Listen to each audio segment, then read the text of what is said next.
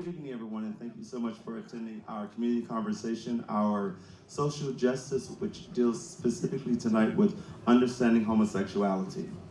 So what we're going to do initially is we're just going to have our panelists introduce themselves. We're going to start on the other end and come back this way. Hello, my name is Clifton Fair. Hello, how y'all doing? Hey, I'm Eric. Can you hear me? I'm Ederic. We all have microphones. Hello, I'm Terry Dyer. I'm Anthony Sapp. And I am Lorenzo Robertson, the Executive Director with the Ujima Men's Collective. One of the things we're doing this evening as we're doing a series of community conversations that really focus on social justice. When we were initially writing our proposal for this, we applied for funding from the Our Fund Foundation as well as the Community Foundation of Broward. And we were awarded funding to actually do a series of conversations that really dwell with on social justice and how it affects Black same-gender loving men. So that's why you see the panel looks as it does today, because we want to have those conversations around that are specific to that particular population. One of the things we want to start with is, first and foremost, again, we want to, again, thank our sponsors, because without them, we wouldn't be here, because I wouldn't pay y'all. Praise the Lord. Praise the Lord. But one of the things we do, we want to make sure that we do thank our sponsors, which is the Our Fund Foundation and the Community Foundation of Broward. Yes, give it up for them because they sponsored our program tonight. And they sponsored our Brothers Project, and Brothers is really an acronym for Brothers Reaching Out to Help Another Son. So that's our program that we're dealing with this tonight. It really deals again with Black same-gender loving men. First I want to deal with homosexuality. When we talk about that, first I want to give a definition. I Googled it today. It says homosexuality refers to attraction between people who are the same sex. It comes from the Greek word homos, meaning the same. It is sexual orientation as opposed to gender identity. So such as male, female, non-binary, and gender non-conforming. So tonight we're specifically talking about the homosexual community. So we have to make sure that that's the population that we're talking about. So I gave you guys a series of questions, but before that, when I think I initially asked each of you to be a part of the panel, one of the things I wanted to have each of you talk about was how you actually had that process of coming out to share with your friends, family, or other people that you were a person who was a part of the LGBTQ community, that you were a same-gender loving man, and what that process was. I mean, I could share my story. It's very mundane. It's like, I told them, they were like, okay, it was not a big deal.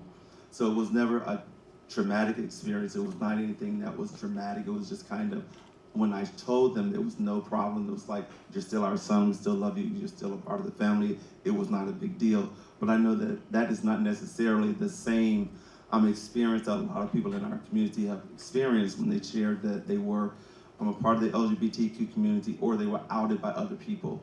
So therefore, it's like I wanted some people to share their stories in terms of their process of coming out and how that impacted them, and actually what happened when they shared with their family members that they were a part of the LGBTQ community. So we'll start with Clifton, and then we'll move our way down the panel. Thank you very much, first and foremost, Lorenzo and Ujima, for allowing me to sit on this panel. To answer the question, I really am brought back to April of 2001. I was in school as a college freshman. I was playing football for a major university in Louisiana, and it was finals week that April, and my mother and father drove from their small town about 2 hours away in order to confront me, because one of my siblings who I had confided in had disclosed to them that I was gay. And everybody pretty much knows what it feels like to be under stress during a time of major exams, whether it's high school or college. And I was a freshman, so I really needed to make sure I got my correct grades for my scholarship. I was an academic scholar. And I just remember my mother and father just ridiculing me and really challenging me on who I was as a person, who I was as their son, as a part of the family, and also who I was as a Christian man at that time. So needless to say, it was super traumatic because I really didn't feel like I had the support of my parents at a time that was very hectic and stressful. Not just with my finals, but also being a collegiate student athlete and trying to navigate that space as well as understanding who I was. So that pretty much set me on a bit of a tailspin as far as it relates to coming out. Now, there were many other people that I ran into over the years that helped me kind of reel that back in, because as a result of that experience with my parents, I did walk through many dark days alone, and sometimes it was best that I did, walk through those alone, just because of some of the, dare I say, self-shame or embarrassment that I accumulated over the years because of the maladaptive behavior I got involved in due to that rejection or that abandonment. But I would say that was probably the beginning of my my experience in coming out. That was the first one. Yeah, that's the one. Thank you. Thank you for sharing. Thank you for being vulnerable, because a lot of times when those questions are asked, people kind of glaze over. They give you this, sugarcoat, this cookie cutter answer. But thank you for going a little deeper into it. Edward? Mine was similar to yours. My sister outed me, but it was no secret. So I don't want to spend time on that. What I want to spend time on, in the nutshell, of how it affected my work.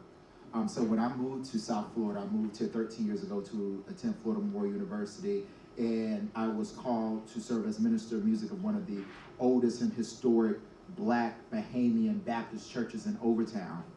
And I'll never forget, I went through the whole process, and not only did they call me to be their minister of music, but the pastor saw the calling on my life, and I never forget that following Sunday, I delivered my initial sermon. For those who want to know what initial sermon is, trial sermon, your first sermon, and then the church will, come and vote you, should we give you your license to minister. And so everything was going well, and I never forget, a couple of weeks later after that, he called me in the office and asked me, are you gay? And I said, I puzzled. I was like, what should I say? And but I told the truth. I said yes. So I stayed there for a year, but it was horrible. The treatment was horrible. Till finally one Sunday, before church, called me in the office and said, we have to part ties. We cannot have someone who is a practicing homosexual. And I said, I'm not a practicing homosexual. I mastered this years ago. Practicing, baby. I teach you a thing or two. So that was my dealing with that.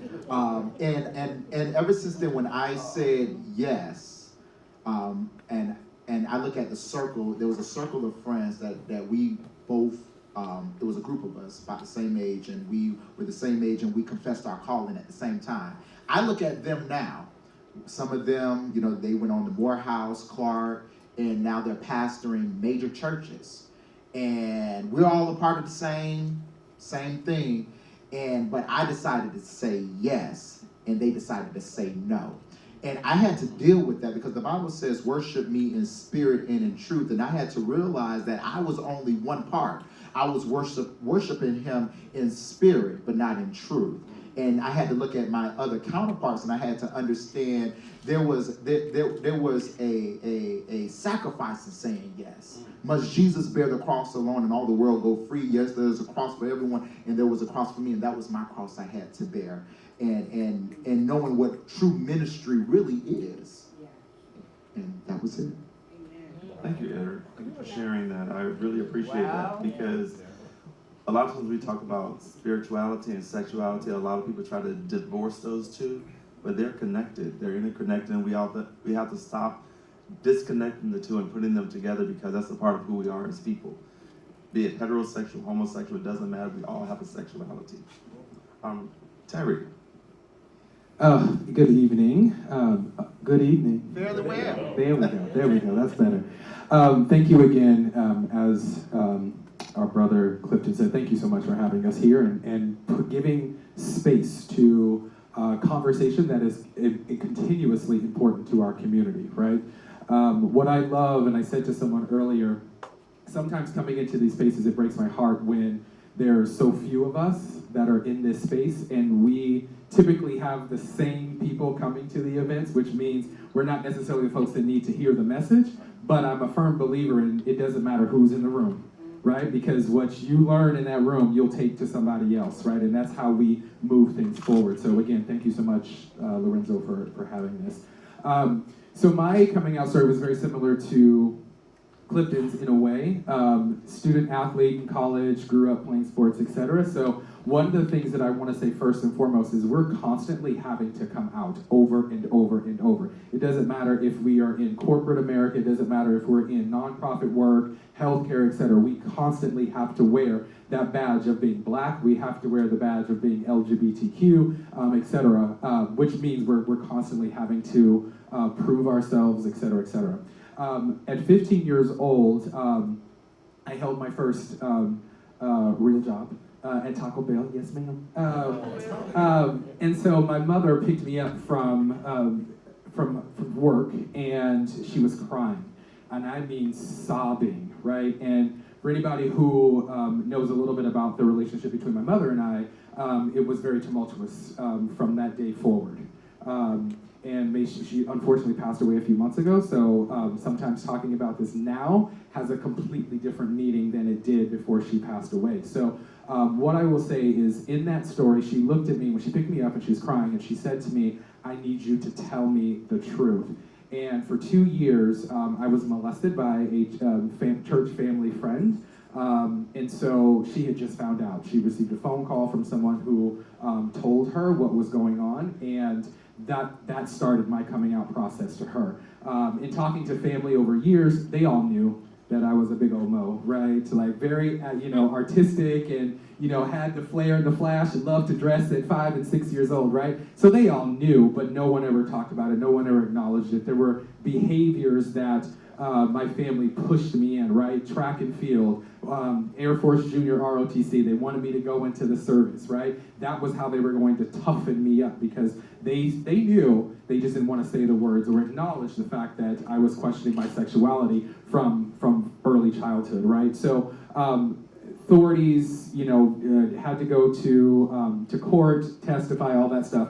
But one of the things that has sat with me is the authorities came to me. They put us in separate rooms, and the authority said to me, "Your mother just told us that she already knew that you were questioning your sexuality, so she's confused as to why you wouldn't tell her that this was going on." Now, as a 15-year-old, I don't know how to respond to that, right? What does that mean? But as an adult, and going back and doing the work around all of those trials and tribulations, I realized that was her MO, right? We know that sometimes parents will try to keep up with the Joneses, right? So this was her way of saying, "Oh, no, we're good. We don't have to address that. Let's address the issue of the crime that has happened, and while we're sitting in this police station, we're not going to talk about his sexuality now." And that basically set the tone for our relationship for the next 30 some odd years, until, again, she rest in peace, till she passed away. So my coming out at 15, 16 years old was very traumatic, unfortunately, right? And we have had because of that sexuality, and because of finally saying the words at that time, "Mom, I'm bisexual," and then a few years later, "No, I'm gay," those words will always be something that has drawn a wedge between myself and the rest of my family. Wow. Thank you for sharing that, because I have a wonderful relationship with my mother. If people know her, that she's always very supportive of everything I do. She's always around, and I've always had that type of support. And it's just heartbreaking to hear that a mom does not want to recognize who her child is, regardless of what their choices have been or their sexual orientation, which is not, you didn't decide to do that one day. It was it was innately who you are. But I'm sorry to hear that. Anthony, we'll have you share your story now. For me, my story, my coming out story with my mom is not traumatic. I got caught. I got caught. Yeah. I didn't get caught. I didn't get caught doing anything. I got caught from a friend who's my best friend now, a text message. So my brothers and sisters knew. Let's see. This was my last year at high school. It was spring break. My grandma asked me, "Hey, can you come help me clean my house right up the street?"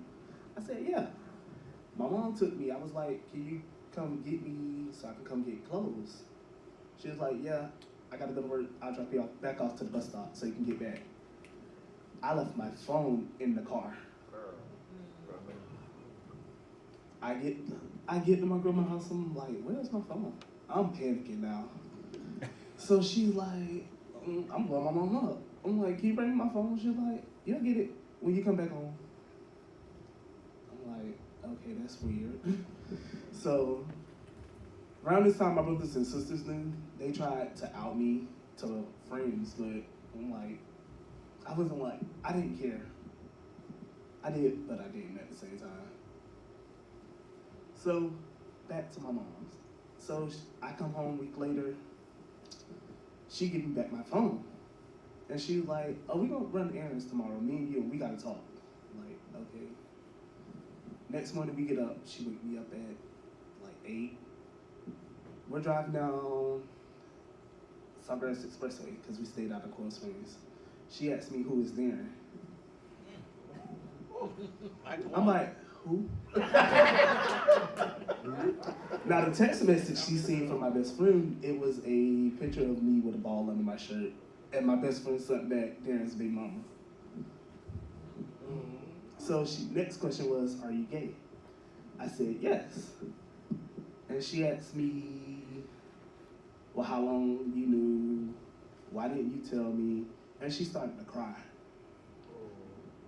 And my mom said, "I failed you." And I'm like, "But you did not." She said, "I failed as a mother." I'm like, "But you did not. I'm in my last year of high school. I beat the other two. You didn't fail." I was the first graduate to walk across the stage. Behind the year after me was my sister. After that, me and my mom's relationship got very awkward. She didn't know how to raise a gay child. So those years I was very depressed. I didn't have a safe space to go to, so I was still trying to figure things out on my own. Following year, I didn't graduate when I was supposed to. I graduated the following year. I met my best friends. I found the people who I love to this day. They helped me become more comfortable with being gay. So now me and my mom have a great relationship now. Back then we didn't. She didn't know how to raise me. She didn't know what. My mom was still a child raising 4 kids, so, and she was single parent, so she forced herself. She had to provide for us and still trying to raise us. That's my story. Thank you for sharing that. Wow, thank you for sharing, because it's like, so many people have so many different stories. There are, some people have the horrible initial time when you tell your parents, and then you eventually get to a point where now we're good friends or we're best friends. Then some people, they get to the point they have that horrible opening or that horrible outing, and then they never actually come back together. And so they never have an opportunity to have the relationship with their mother that they want, and the mother doesn't have the relationship that she wants with their child either. It's really that kind of gap that happens sometimes in some families, and it's really sad that does happen. Unfortunately, we all have our own, bridges to bear and our crosses to bear and everything, but it's really about how we go through those things and really try to go to the next level. And I'm so happy that you found your tribe. You found your tribe of people who are going to love you regardless of anything else. They know that you are part of the tribe, and that's the best thing we all can do, is find our tribe of people that are going to support us They're going to love us unconditionally, regardless of anything. They're always going to be there. They're going to help you bury their bodies. But anyway, but you always have those friends who are always going to be a part of your life. I did send you guys a series of questions, so I'm going to ask some of the questions now. Just, we can popcorn it back and forth. I'll ask you, and then you can refer it over to the next person. One of the first questions I really want to ask is, do you feel that you were born gay? Is that something that did you always know that you were gay? Yes. Okay. Okay, Anthony. Listen, from young age, I know I liked the boys. I flirt with girls, but I know I like the boys. Okay. So, who do you want to pass it to? I'm passing to you, Edwin. Edward. Edwin. From the womb to the tomb. Eddie, how did you know you was gay when I came out of my mama and the doctor slapped me on my behind and I said, harder, daddy? I think it was a given. It was a given. I mean, have y'all seen my baby pictures? Legs crossed. You were gay. Hands on my hip. I was born a lady. I don't know what y'all talking about. I was born a lady. But like Anthony, I always knew. So I was born in Bradenton, but I grew up in Revere Beach, and I went to this Revere Beach. I grew up in Stony Brook, went to Lincoln Elementary, but I went to this Christian school, pre-K, Pride and Joy, and I used to have y'all remember when Disney had the covers, the cartoon covers? So I had Barney and I had Simba, and I used to always want Travis, and y'all come at that time, come and live with me. And then when we used to play house, y'all remember when we used to play house, y'all? I think that's when that's when we were figuring out sexuality. Because when I play house, I wanted to be the mama. Yes. I always wanted to be the mama, but I wanted to do the humping. You couldn't. I'm just saying. So who you want to pass it on to? Clinton, you want it? No, I do not. I don't want it. Oh my God. Wow. I feel like such a bore right now. I feel like, it's a lot. I mean, for maybe a regular person. In that time, you didn't have the little boys come and speak. Okay, there was a discovery process to this, right? Okay, so and realistically, even so, as a child, I don't know where this coming from, but as a child, I really didn't know. I wasn't clear on what I liked or didn't like or anything like that. It was like, oh, you got one too, or you just kind of figuring things out. There was a traumatic experience that took place at the age of 11, but I really didn't connect with my sexuality, not somebody else's, right? As it relates to the trauma, but I didn't connect with my sexuality until 16, 17, where I really started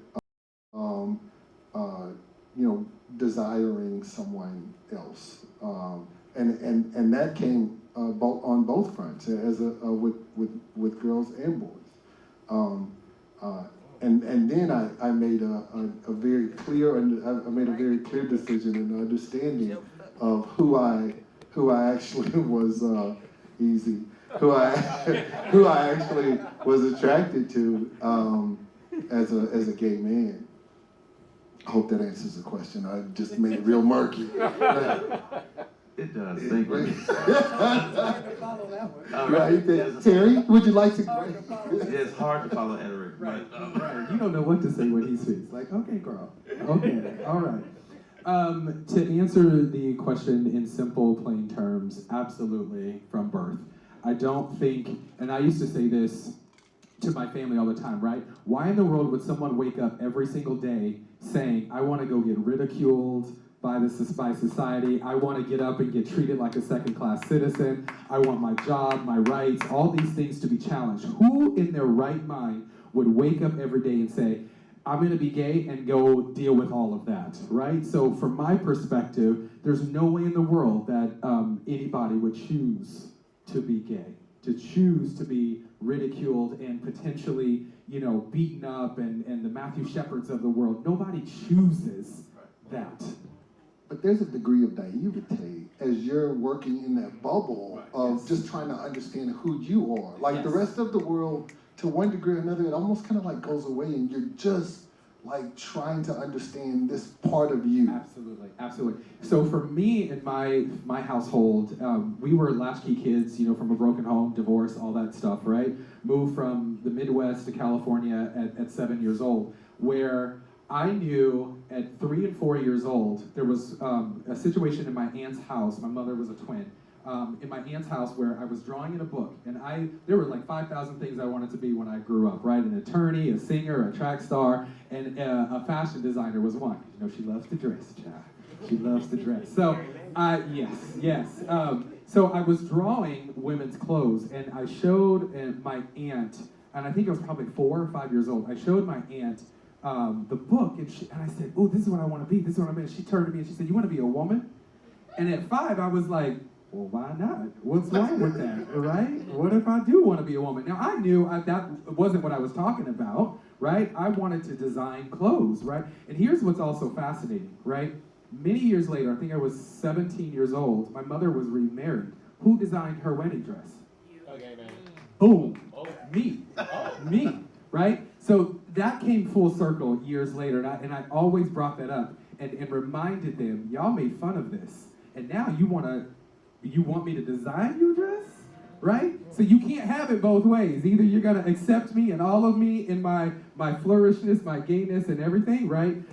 So I don't think that anybody, as I said, I'll reiterate, I don't think anybody would wake up and say, I'm gonna choose this lifestyle, I don't like that word, choose this lifestyle in order to go be ridiculed and all that stuff. So I knew, like you said, from the womb, came out flashy. All right, knowing is one thing, but who you are today, knowing everything that you know about yourself, knowing everything that you know about the world, would you make a choice now? If you could go back and say and change anything, would you make the decision to say, I want to live my life as a heterosexual? Would you make that choice now, knowing what you know now? Would you make the decision to not be gay? Hell no. If I can say it, like I stand so proud at 43 years old to be in a space where I can live out loud. I don't care who it is, right? In 2008, someone said to me, in 2008, Obama was running, came to San Francisco, and I worked in the community. I had the opportunity to shake his hand. Somebody said, you might want to tame it down when you, for what? For what? So I would hold that for years, right? Honey, I've been in a room with Barack Obama. I was gay and fabulous then too, right? Just as I am today. So I think everything, I'm a firm believer in everything happens for a reason. So everything that we go through in life, everything that we have to experience, trials, tribulations, there's a purpose. God has a purpose. He is the plan. We may not know it in that time. So I, again, telling the family all the time, yeah, homeboy upstairs knew I was going to be gay and fabulous from the womb. Anyone else? I was thinking gay. You'll still be gay? Still be gay, all right. And there's nothing wrong with that. My brothers and sisters. Mm-hmm. You like being gay? No, I look at my brothers and sisters and they are kind of miserable. And I'm like, okay, y'all got kids. I'm gonna go have a drink with my friends. Come to say goodbye. I'll be at family functions. Okay, goodbye. Y'all take y'all kids.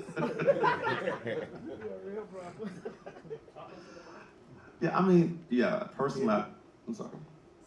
Yeah, personally, I would, knowing everything that I know, I would still choose to be who I am now. Like you were saying, everything that I've gone through, everything that I have achieved, everything that I've accomplished, all the things that they were like stepping stones, everything that led to something else, that led to something else, that led to something else. All the people that I've met, all the things, it's just like, even with our organization, the Ujima Men's Collective, had I not been where I was, that would not have existed. All those types of things. I would not have worked at the Pride Center. We would never have had the Kiki Project. All the things that have happened because I am a person who is a same-gender loving man, those things would not have happened because I would not have been in that space.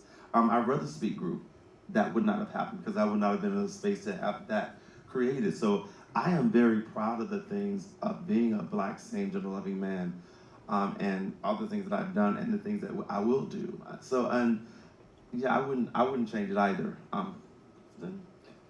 like to echo those sentiments. I really feel like because of who I am, because of the fact that I do love the man. You better answer this one right. Absolutely. Sir, I'm sorry, it's a panel discussion. Please, quiet in the front. Quiet in the front. Right? Thank you, Lorenzo. Get this crowd in the room. So, really. Thank you. I really feel like I really feel strongly about the fact that I've become the person that I am because of the fact that I love the man that I love.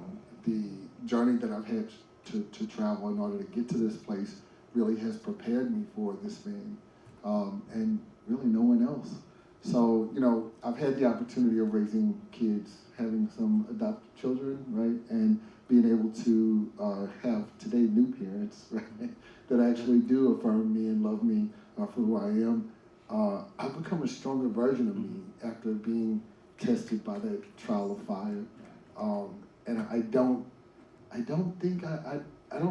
know for sure, but I'd like to believe that I was picked out to actually be this version of me today, right, to be this man on the stage.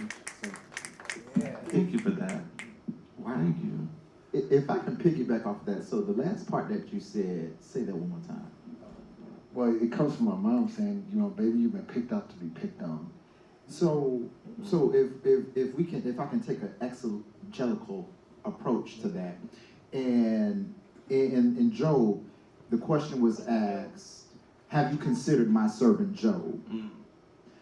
Oftentimes we go through things not because of our own personal sins, because it's just like in the book of John when they ask, well, who sinned that this man may have been born blind? Was his man, was it the father or the mother? And Jesus answered, no one sinned that this man was born blind, but he was born blind so I can in return get the glory out of it. So I look at it like this: we go through these things, that would have broken some other people.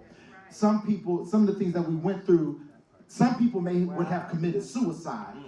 Some of the things that we have endured may have caused people to go drinking and use substance abuse, but because he considered me for the task, he would not give me and put me in something that he did not equip me for. Because he said, I would never leave you nor forsake you. And in 1 Peter it says, and after you have suffered a little while. And we have to remember that it don't always last always. Trouble don't. Trouble don't. Trouble don't. Thank you, Pastor. Appreciate that. Yes, Jesus. Yes, Lord. Yes. Back Yeah. to what you said about suicide, when you're like trying to figure out yourself with being gay, suicide, and it's a Is it on? Is it? I think it went out. Just use that when I take over. Okay. Thank you. Suicide plays a heavy part into your dark days. Because before I came out to my mom, before she found out, before my mom found out, like, I was very depressed my high school years. I slept through all my classes, but I still passed. I still did my homework. But you're here I to am tell here. the story. And it was a point where I came to, I don't want to be here anymore. And I just remember, like, how would my mom feel losing a child? But God brought you through that, because otherwise, he knew that you had other work to do. He had stuff for you to do, and that's why you're still here. Otherwise, you would not be with us today. But God has work for you. I don't know what that is, and God may not have even spoken to you about what it is yet. He had stuff for you to do. So that's why you're still here, and I thank God that you are here, my brother. Appreciate you for being here. Yes, because a lot of times when we think about suicide, we think about the rates of suicide among people who are a part of the LGBTQ community is very high, because a lot of times they don't have, like you were saying, you didn't have anyone to talk to, you didn't have anyone to vent to, you didn't have anyone to have those conversations about, this is what I'm thinking, this is what I'm feeling. And when you turn into yourself, because you're the only person that you feel as though you can talk to. And you know, that's why we need to be so vigilant and visible in our community. So young men can see you and say, oh, Mr. Terry, I can talk to him because he is like I think I am. Mr. Ederick, Mr. Clifton, Mr. Anthony. He seems like he could be a man like me. I don't know, but I could ask him. Because if we're not visible in our community, we're not letting people know who we are, then they're going to continuously. One of the things I always talk about when we talk about the down low, for me, I think the down low is really a lot of men who want to be gay, but society has drilled in their heads they cannot be gay. So therefore, they are living this dual life, and they're not really living their authentic lives. So if we start to be more visible and let people know who we are, then I think the community will start looking at us and saying that I can be like this. I don't have to shy away from the things that I'm feeling inside. A lot of times we feel it, and we're like, we'll have to suppress that because that's not of God, because that's what we've been taught. That's what society continues to teach us that. And we have to find out for ourselves that if God created us, God makes no mistakes. Say so. None. So therefore, however he created you, that's what he intended for you to be. One of my favorite things to always say to my family, and we spent many years fighting about homosexuality and religion, is it says in his own words that God made man in his own image. So if he made me in his image, what does that mean? Homeboy knew I was going to be a flaming queen, right? He knew what was up because he created this. He knew what was forthcoming 15, 20, 30 years later, right? I am here, you are here in his eyes and in his image, right? And trust me, somebody, by you coming out and owning your own space, there is somebody coming behind you watching, right? So when they're watching you live authentic and own your own truth, right? Share your story with people, right? That's giving inspiration and motivation to somebody else to step up and say, if he can do this, I can do this too. Our deepest fear is not that we are inadequate. Our deepest fear is that we are powerful beyond measure. It is our light, not our darkness, that most frightens us. We ask ourselves, who am I to be brilliant, gorgeous, talented, or fabulous, or gay? And I threw that in. Thank you. Shout out to Marion Wayne. You were talking about being the light, and realistically, what better light than to actually be a person that's living in truth? Exactly. I mean, because so many people, you look at social media, you're chasing it down as far as the next new snippet, but I get my most strength from my brothers and my sisters right next to me that I do work with today, that I get a chance to bump into at the grocery store. Like, that's where I draw my strength. Exactly. So living in truth, I believe that's absolutely right. But going back to what Terry said, and also what you said, Lorenzo, when you talk about religion and God, we so get it confused of God's divinity and God's humanity. Come on. God's humanity, when he came down through 42 generations, where he came from eternity and stepped out into his humanity, but that does not necessarily means of his divinity. What I'm saying is homosexuality, as we stated, is a Greek word that was derived in the 13th century. So if that word was derived in the 13th century and the Bible was God's word was inspired through people centuries and centuries ago, how is that possible? How is it possible that homosexuality, it says in Leviticus, but you need to understand, when you read God's word, you need to have the Bible in one hand and the newspaper in another hand. You have to exegete the text, and you have to look at context. And you have to understand what was happening in those times where these older men, the same thing that was happening in Leviticus is happening now. You have older gay men preying on younger gay men. And that's what was happening. They had the older Jewish men preying on young men as their concubines and loving and taking advantage of them. But that's why I always tell people to study to show yourself approval. Because what God is to you may not be what God is to me, but at the end of the day, God created me. Right. And like you said, God doesn't create any mess and he does not make any mistakes. Exactly. Thank you for that. Because I always look at it from the perspective of when God created me, you know, he broke the mold because there's never another Lorenzo that's going to walk this earth. I'm the only one. As is all of us. We are all individuals. And there's no other person that's going to create what you've created. No other person who can speak the way that you speak and speak the language and also has the journey that you've had. So we all have to live our lives, and we have to start living our lives authentically, living our lives openly, and being unashamed of who we are. So many times we are afraid to step out, like you were saying, trying to dim our lights and that type of stuff. Don't do that. Let your light shine. Be who you are authentically and be open and proud about whoever you are and all the things that you can do. We have one other question I want to ask you guys as well.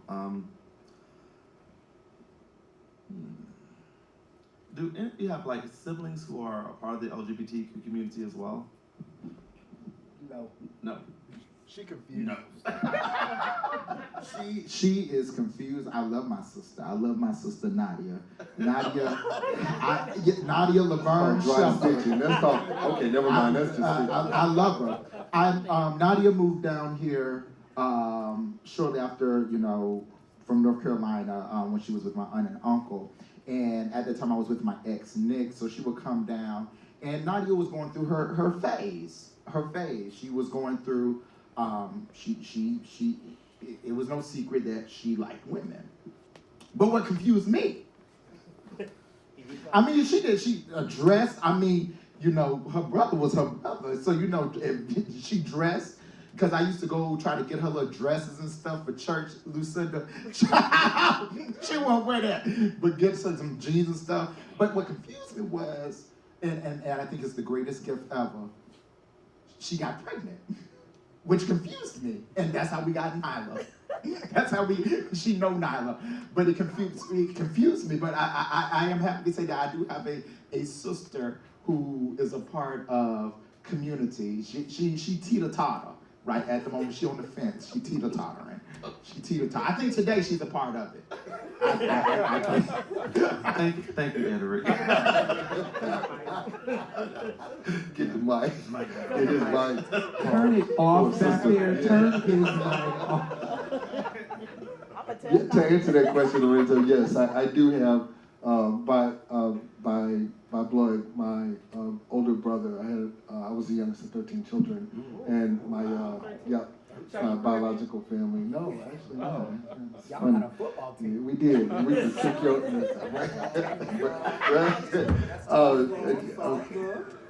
Y'all not gonna talk about us in the South. You gotta calm down. But you know, the wild part about it is that I feel like my older brother, you know, may rest in peace because he did pass away, complications from HIV and then AIDS, and then having his immune system compromised due to COVID. But he really struggled up until the time of his death with addiction. He struggled with, you know, a lack of self-love and that internal messaging about who he was as it related to who he was in the family, or as a Christian, or like just really struggled. And I really feel like if he would have been in the room right now and a part of this conversation, he would have gotten something out of it, or possibly even contributed to it in a positive way.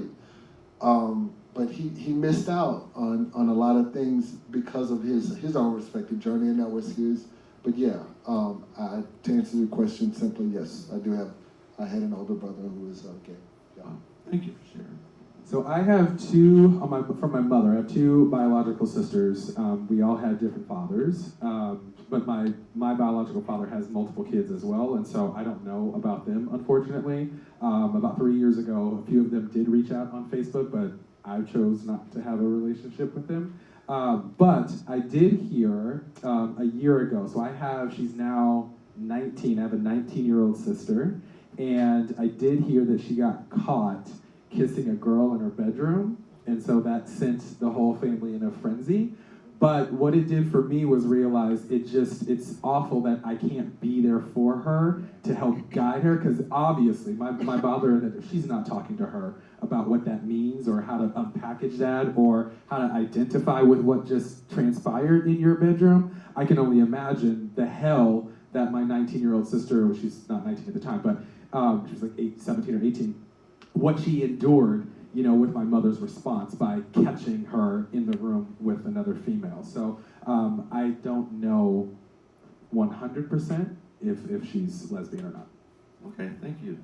Yeah, I mean, thank you for sharing also, because I think that we, many times in our families, because a lot of us are reared in these households, whereas what happens in our household stays in our household. We don't talk about it outside of the house. So therefore, even if you are a part of the LGBTQ community, your parents have instilled in you to be silent about it sometimes. So therefore, you still don't want to talk about it. And even if you could help your brother or sister to help them through the process, you feel as though you can't because you've been told to be silent about your sexual orientation. And I think that's one of the reasons I think we're living in a time now that people are so able to be free and to be visible and to be open about their sexual orientation. There are still a lot of people in our society who still can't do that.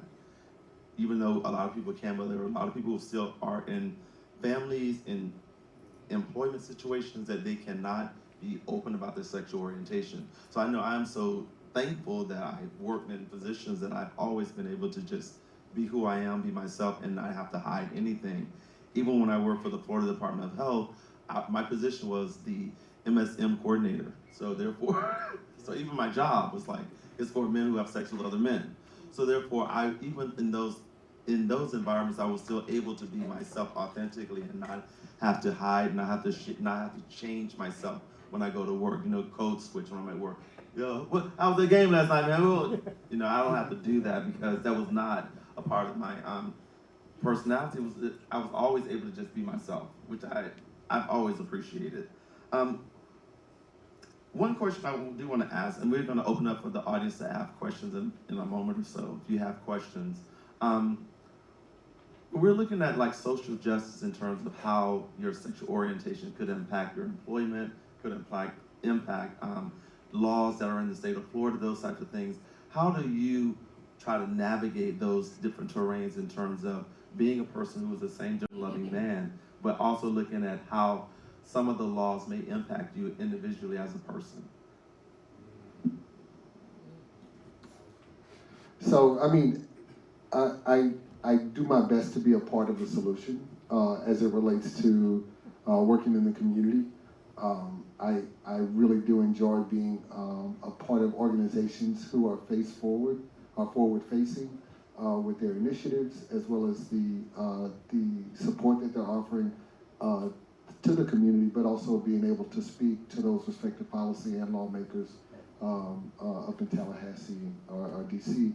So working with organizations that actually can amplify my voice or my concerns, that's been a huge way for me to actually stay active in not getting lost in all the rhetoric. So that way I at least know that I threw the strongest punch I could. You know, even if I get knocked out or knocked down with some of the things that are going on, I'm participating in trying to affect some type of change as best as I can. Does that answer your question? Yeah. It does, thank you, thank you. Anyone else have a comment or? So I have worked, for my career, I have been in both for-profit and nonprofit worlds. Majority of my career in San Francisco was in corporate America. And one of the things that I would say to people all the time, when I would walk into a boardroom and have to give a presentation or talk to a CEO or something like that, I was always black first.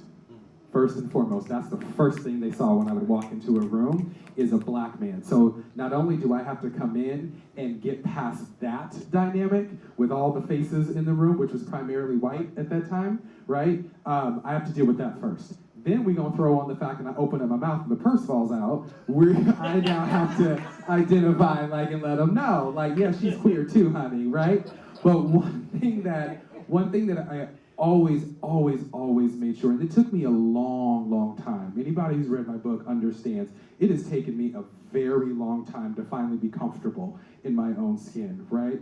Growing up in a predominantly white community where you assimilated to that behavior, right? My extended family, grandmas, great aunts, all those people in the Midwest would always say, on the phone with me, gosh, you sound so white now. What the heck does that mean to sound white, right? No, it was because I sounded too educated now, right? So that's what I meant earlier about coming out over and over and over again, right? Because now I've got to explain to you the way that I sound or how I'm speaking. It's not black enough or this enough and those sorts of things. So we're always having to have those conversations with folks, right? So one of the things that I've just, again, at this age, you can't tell me shit. Like, I am going to always be me. I don't care if Obama's in the room. I don't care if your CEO, Republican, is in the room. I don't care. Because what I will always stand for is that representation that you mentioned, that visibility, because again, I don't know who's watching me, right? So I could be empowering somebody to find their own voice. So if I need to be gay and black and fabulous every day in order to inspire the younger one to come up and be gay and fabulous, to be themselves, then dang it, that's what God put me here to do. Exactly. Thank you for that. One of the things that I want to give each of you an opportunity just to kind of give closing statements, closing remarks in terms of sharing your story in terms of what social justice means to you, but also just who you are as a black, same-gender loving man living in this racist society. Just kind of how you navigate that terrain. We'll start with Clifton, work our way down, and then we'll open it up for questions from the audience. For some reason, I wanted to throw Edric under the bus. I don't know why. Maybe that's my competition. Maybe that's just, I wanted him to open his mouth first. All right, so let me just understand real quick. I'm supporting you. You get the first quote. So Lorenzo, you wanted us to be able to, once again, I'm sorry, so I'll make sure I get this. Just articulate in terms of who you are as a black, same-gender loving man in our society. Oh, okay, all right. I would say that as a black, same-gender loving man, I am a man who loves another man, who's also a father. Can I say father? I can say father. 3 times over. Right? 3 times over. Oh, yes, 3 times over. Yes, a father 3 times over. I am a more appreciative and loving and supportive son. I am an effective professional. I'm an honest, open, and caring therapist. I am a community activist. I'm a community servant. I think that's probably more appropriate. I'm a community servant. And I feel like I'm for me, and I said it earlier, I'm a better, stronger, bigger, brighter version of myself because of the fact that I am a same-gender-loving man who's been through the test of time, but also has an amazing person standing next to me who loves me back. So, Thank you for that. That's a good man, Savannah. That's a good man, Savannah. When I think of social justice, it's the truth. And no, he didn't pay me to say that either. But when I think, I'm sorry, we was having a whole different conversation. he asked me who Savannah was, so I had to educate him. You seen that movie? You see Waiting to Exhale. But when I think of social justice, I think that's my life. That's my life from, coming from an area where HIV and AIDS education was null and void, passing out condoms in the street, tackling the church, having uncomfortable conversations at the church, going to where the people are at, when they stated that openly gay men could not be Masons. I created a safe haven for men in Prince Hall to be who they are and and found a lodge that does not discriminate against what you do, your color, your religion, creed, as long as you're a freeborn man. You know, that's why I see myself being that voice where people don't have a voice. That's my life's journey. And my thing has always been, Lord, you know, whatever, you know, everybody wants longevity of life, but I just want to live a life that he can honestly say you have lived and you have served well. And I want to be able to give of everything that he has deposited into me. And I don't want to die with anything. So everything I try to give back to my community, because my community is my life. Thank you for that, Eric. I really appreciate that. Thank you. Terry. So I would say first and foremost, I, just like Edric just said, social justice is what I live every single day. Every single day I am a walking billboard for social justice because I am black and I am LGBTQ. So I have no choice but to fight and live and breathe social justice every single day. The second thing that I want to say is, it is come to my attention, thank you God, that I am an agent of change. I am an agent of change.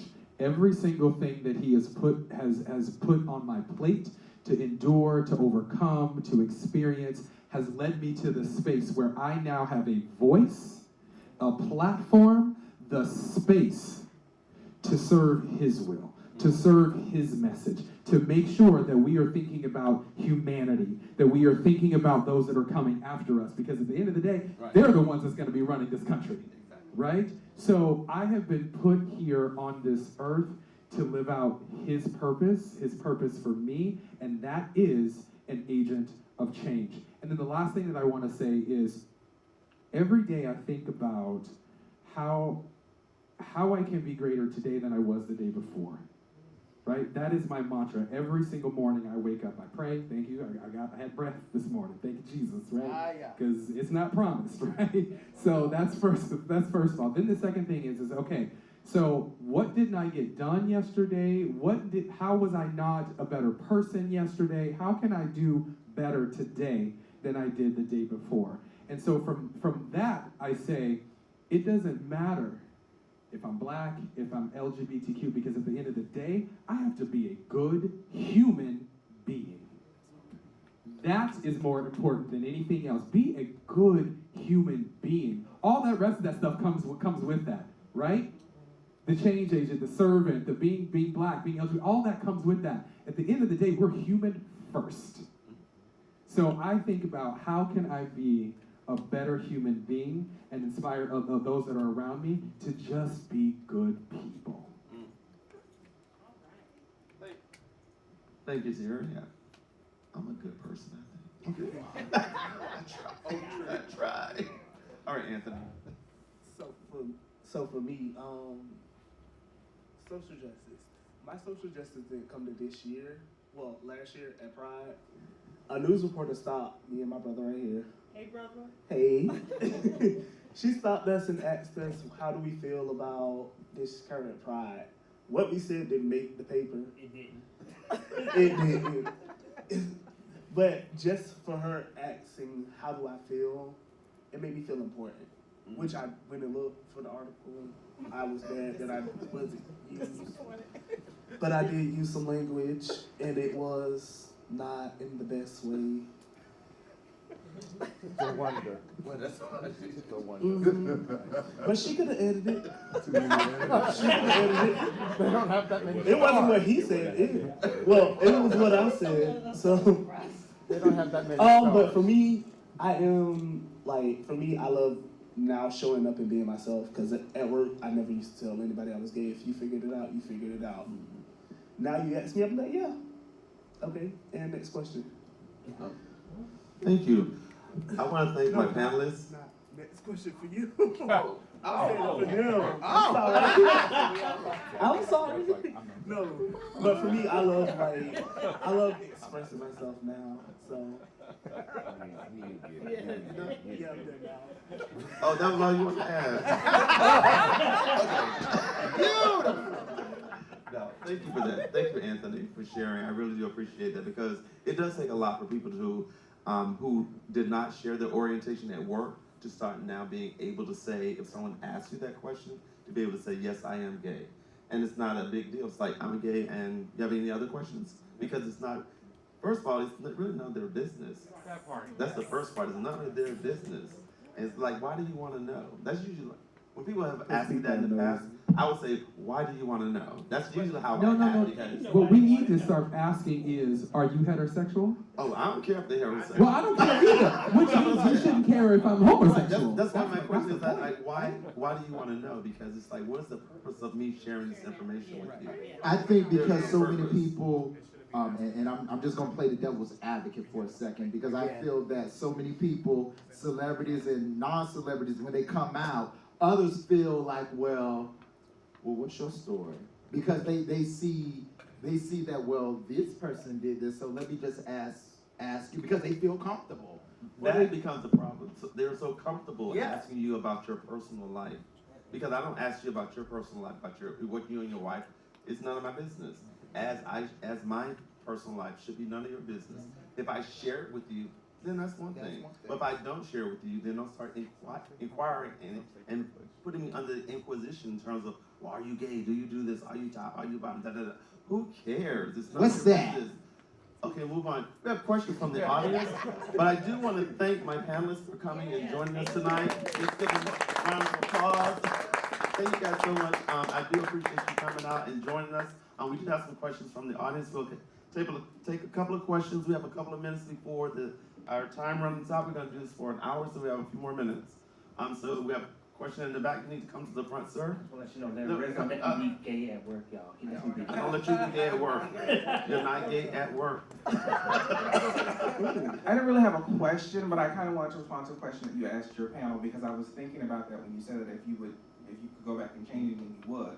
And I immediately thought I wouldn't change being gay, but I would have had more complete conversations, especially with my older sister.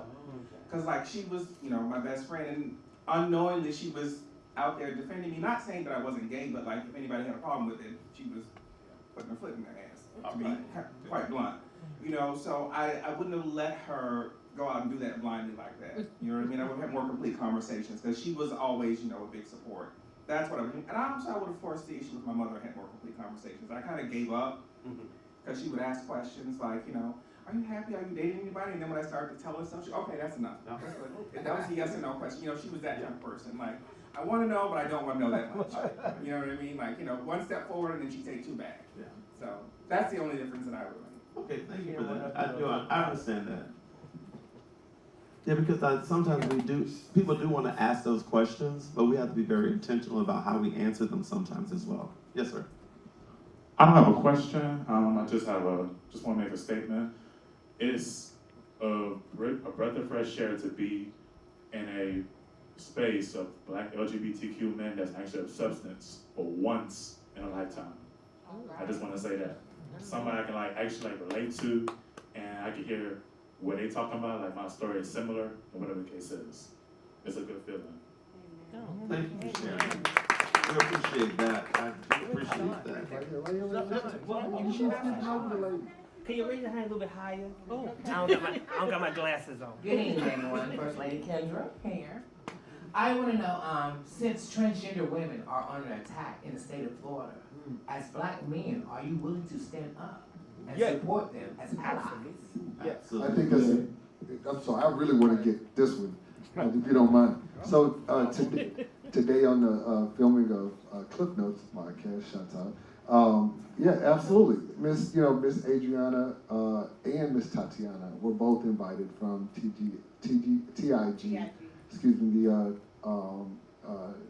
the Trans Inclusive Group. They are phenomenal women that I definitely want to make sure that we are all supporting, and I think we all do, in order to raise the awareness and make sure that they are actually heard. We're doing everything that we can, at least that I know of 3 of us on this panel. I'm sorry, Anthony, I just met you. We'll talk later. But I know we're doing everything that we can in order to not only get behind them, but also to challenge some of the leaders that we work with within the community in order to speak up and also fight for their rights, their inclusion, as well as their safety. And I know that that's happening across this panel. 4 of us. I'm sorry, Lorenzo, I left you out. My bad. Oh. But yes, so I think in answering that question, yes, 100%, we are doing, and I'm saying we, I feel like I'm speaking for y'all. We're doing everything that we can from this seat, right, or from these seats, in order to make sure that they are not forgotten and that they are always included in the forefronts of our minds, as well as in the movement and within the community. Does that answer your question? Yeah, definitely. And also, and for me, when there are rallies, when there are marches, whatever, I participate because I want to be visible. I want to be seen in those environments. Not only to be seen, but also to say that I support you.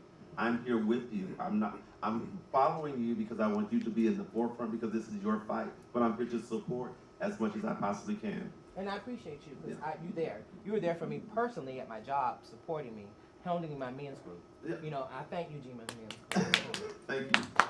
We'll take one more question, then we're going to call it a night.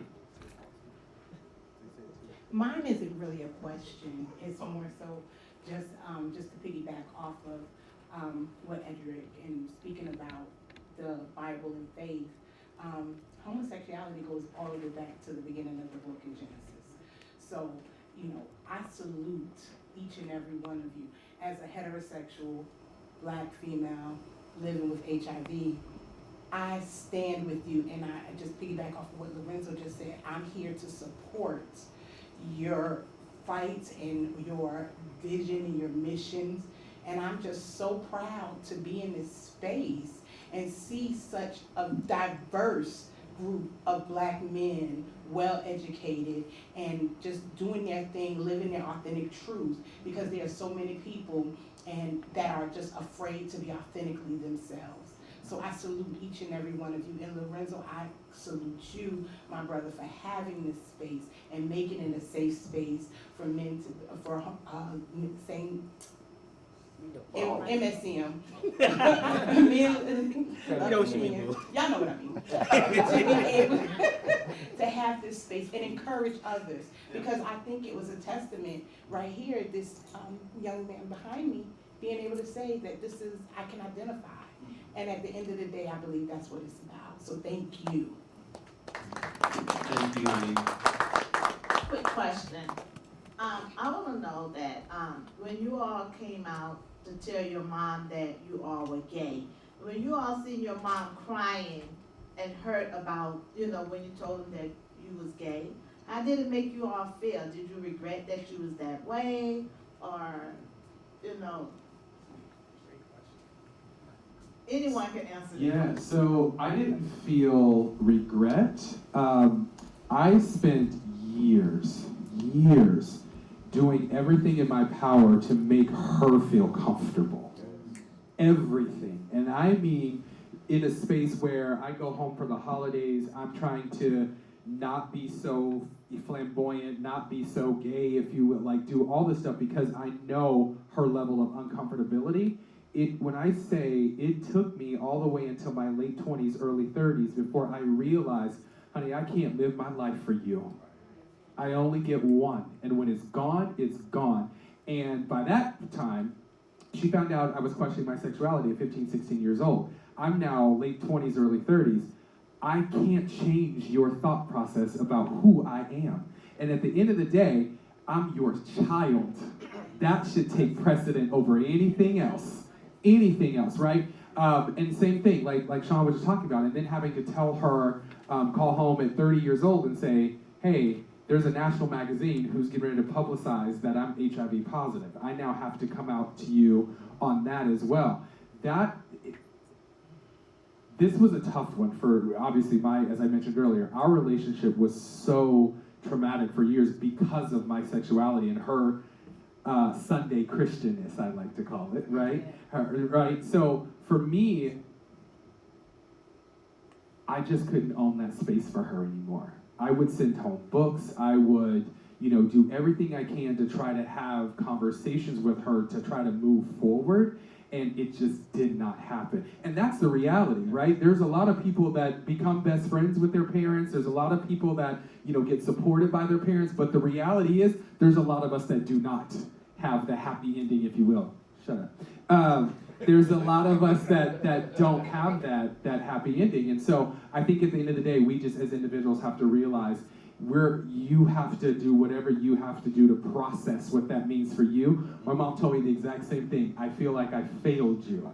And again, I realized in that conversation with her, I needed to do whatever I could to help comfort her, to help her realize I'm still your firstborn. I'm still the straight A student. Whatever you helped to raise me for, I'm still that person. But unfortunately, she went to her deathbed not getting past that and not being able to take that positivity or that break in our relationship to her grave. And that's an unfortunate situation to have that on your heart and soul, right? Obviously, I ain't been dead yet, knock on wood, but I would imagine when your final days come, still holding on to that just because of who I am sexual, like it doesn't make sense to me. So that's something that I had to just say, you know what? I have to live my life for me, and she has to do the same, so I have to respect her beliefs, and I hope and pray that someday when the time comes, she can do the same for me. Thank you so much, Terry. That's going to be the conclusion for our. Did you want to say something, Anthony? I did want to say something. I'm good. Okay, I just want to thank everyone for coming out tonight. Want to thank my panelists. I think you guys were amazing. Thank you so much for sharing and being vulnerable and being authentic. One of the things that we really want to do is to really kind of have these conversations, because in our community, we don't have space like this a lot of times to have these conversations. And when we do, sometimes we don't have a lot of people, but I think that it's really important for us to share. If it's 2, 3, it doesn't matter the number of people, it's the opportunity to share, it's opportunity to have the conversations amongst ourselves. And so thank you again for coming out. Thank you guys for coming out as well. We are going to, planning to put this on our YouTube page, so eventually other people can start watching this as well, so they can see and they can hear the things we've talked about tonight. And again, thank you so much for coming out. Hopefully you have a great evening tonight. We have food, we have drinks, so enjoy yourself. And again, thank you so much for joining us, and I'll see you next time.